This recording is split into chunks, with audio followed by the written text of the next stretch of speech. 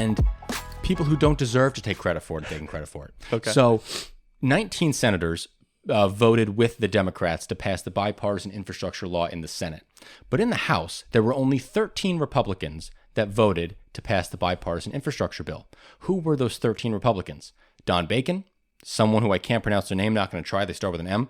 Don Young, Adam Kinzinger, Fred Upton, Jeff Van Drew, Chris Smith, Andrew Garbarino, John Katko, Tom Reed, Anthony Gonzalez, Brian Fitzpatrick, David McKinley. Well, Don Young has passed away.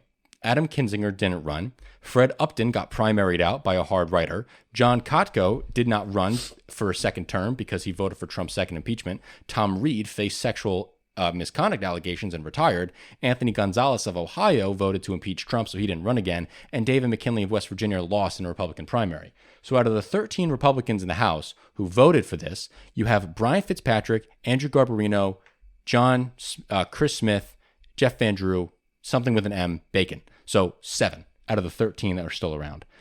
This bipartisan operating Republican is just gone.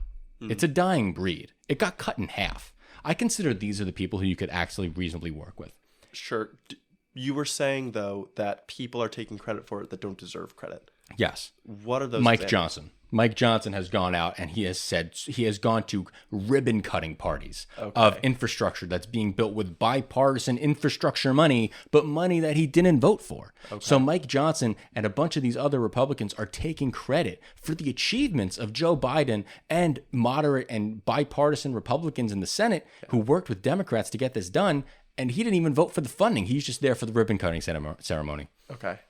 I agree. That's not good. It's terrible. I do hope that these signs that Biden has put up about how this project was funded by the bipartisan infrastructure bill, like from the Biden campaign or something. Yeah. Have you seen those around? I have. I hope those are up at these ribbon cutting ceremonies. Dude, I really hope so. I would love that in a photo op, Johnson doing it and that sign's in the background.